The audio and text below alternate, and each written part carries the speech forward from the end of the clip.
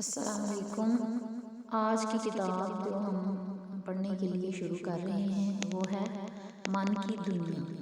اس کو لکھا ہے ڈاکٹر غلام جیلانی برق نے، اور الفیصل پبلشرز نے اس کا جو ہے نا وہ کیا ہے، وہ ناشر ہیں اس کے۔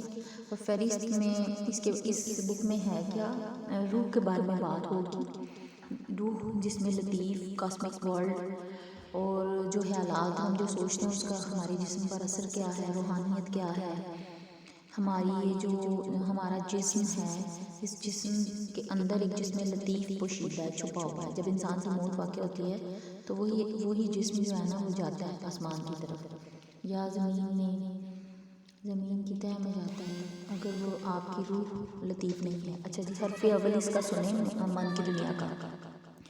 بچہ جب تک ماں کے پیٹ میں ہوتا ہے یہی سمجھتا ہے کہ کائنات کیا ہے، صرف 1 فٹ لمبی اور 6 انچ چوڑی ہے، اس میں کہیں روشنی موجود نہیں، اور یہ کوئی اس کائنات میں تنہا ہے۔ باہر آتا ہے تو اس کو بے شمار انسان، پرندے، حیوان اور درخت نظر آتے ہیں، اور ایک ایسی دنیا جو زمین سے آسمان تک اور افق سے افق تک پھیلی ہوئی ہے۔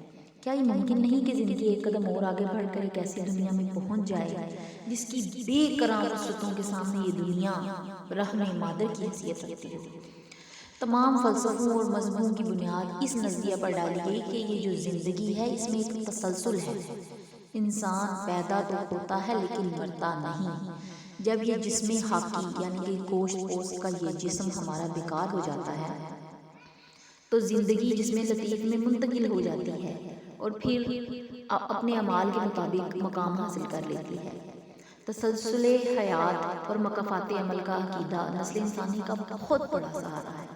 ہم اس زندگی میں کتنی ہی دشواریاں، ناکامیاں اور رسوائیاں اس امید پر گوارا کر لیتے ہیں کہ اگلی زندگی میں ان کی تلافی ہو جائے گی۔ اگر اس عقیدے کو ہم کسی طرح ختم کر دیں تو ہر طرف قنوطیت چھا جائے، لوگ اس طرح میں خودکشی کر لیں، بھوکے لوگ دولت مندوں کے کپڑے نوچیں، دنیا کا امن برہم ہو جائے اور تمام اخلاقی اور روحانی اقدار کا جنازہ نکل جائے۔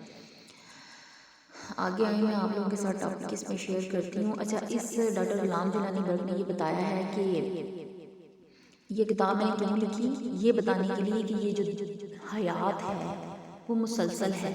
ہمارے حسین اعمال سے روح کیا ہو جاتی ہے، نہ صرف عظیم بلکہ طاقتور۔ انسان کا جلال، شوکت، اس کا جمال، یہ کیا ہے، عبادت سے پیدا ہوتا ہے۔ عبادت سے انسان کی شخصیت میں مقناطیسی کشش پیدا ہوتی ہے۔ اس کے بعد اگر اللہ سے انسان کا رابطہ قائم نہ ہو تو انسان کی شخصیت، پرسنالٹی کھوکھلی ہو جاتی ہے اور اس کی صورت بگڑ جاتی ہے۔ اسیر، اس میں لا تعداد طاقتیں رہتی ہیں۔ یہ اسیر کیا ہے، یہ کتاب پڑھنے کے بعد آپ کو پتہ چلے گا۔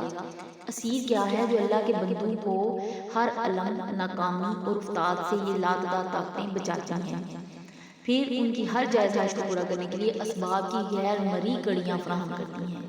آپ جانتے ہیں کہ کائنات میں اسیری لہروں کا ایک حیرت انگیز سلسلہ قائم ہے، جن کی وساطت سے ہماری آہیں اور دعائیں حضور باری تعالیٰ تک جاتی ہے اور وہاں سے قبولیت اور سکون لے کر واپس آتی ہیں۔ ہماری اس گوشت پوست کے جسم کے اندر جو جسم لطیف ہے جس کو آسٹرل باڈی کہتے ہیں، وہ ہوا میں اڑ سکتا ہے اور ماضی اور مستقبل کو برابر دیکھ سکتا ہے۔ اتنا امپورٹنٹ نقطہ کہ جو انسان کا گناہ ہے وہ کس چیز میں بدلتا ہے، 3 چیزوں میں، بے چینی میں، مفلسی میں اور بیماری میں۔ اس کے بعد یہ کہ الہامی الفاظ توانائی کے طاقتور یونٹ ہیں جن کی مدد سے انسان کے امراض کا علاج ہوتا ہے۔ ڈاکٹر غلام کہتے ہیں کہ اس کتاب میں میرے مخاطب وہ لوگ ہیں جنہوں نے یونیورسٹیوں سے تعلیم حاصل کی اور جو انگریز مصنفین سے مرعوب ہیں۔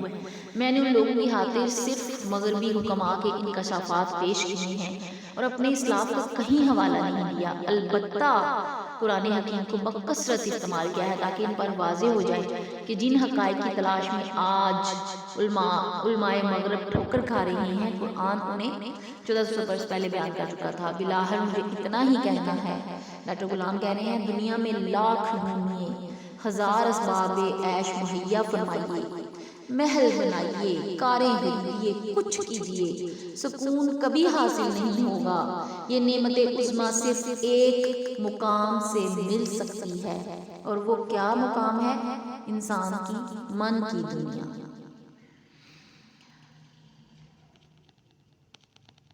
جسم لطیف، یہ حقیقت تسلیم کی جا چکی ہے کہ ہمارے اس جسم حقیقی کے اندر ایک اور جسم لطیف ہے، اور وہ کیسا ہے؟ بخارات آبی سے زیادہ لطیف ہے، ہلکا پھلکا ہے۔ اللہ تعالیٰ کا ایک نام بھی تو ہے نا، لطیف۔ حقیقی انسان وہی ہے۔ یہ جسم ہمارا حقیقی جو جسم ہے نا، یہ فانی ہے، اور وہ جسم لطیف غیر فانی۔ آپ جانتے ہیں جب ہم سو جاتے ہیں تو ہمارا یہ جسم لطیف ہمارے حقیقی جسم سے نکل کر ادھر ادھر گھومنے چلا جاتا ہے۔ یہ دونوں جسم ایک لطیف بندھن سے باہم بندھے ہوئے ہیں، اور جب کسی حادثے یا بیماری سے یہ بندھن کٹ جاتا ہے تو موت واقع ہو جاتی ہے، ورنہ نیند کے بعد جسم لطیف جسم حقیقی میں پھر واپس پلٹ آتا ہے۔ اور قرآن پاک میں اللہ تعالیٰ یوں اس کو بیان کرتے ہیں، سورۃ زمر ہے، اللہ وہ ہے جو دو طرح روحوں کو قبض کرتا ہے، موت کے وقت اور نیند میں۔ وہ مرنے والوں کی روحوں کو اپنے ہاں روک لیتا ہے، لیکن باقی ارواح کو ایک خاص میعاد کے لیے ان کے اجسام میں دوبارہ بھیج دیتا ہے۔ اس حقیقت میں اہل فکر کے لیے کچھ اسباب موجود ہیں، اور اسی روح کو جو اللہ تعالیٰ ہمیں واپس روز صبح کے وقت پلٹا دیتے ہیں، اہل فن جس میں لطیف یا آسٹرل باڈی کہتے ہیں، یہ مستقل ہے، یہ ہماری باڈی غیر فانی ہے، اور اس کا قیام ہمارے اس جسم کے اندر عارضی ہے۔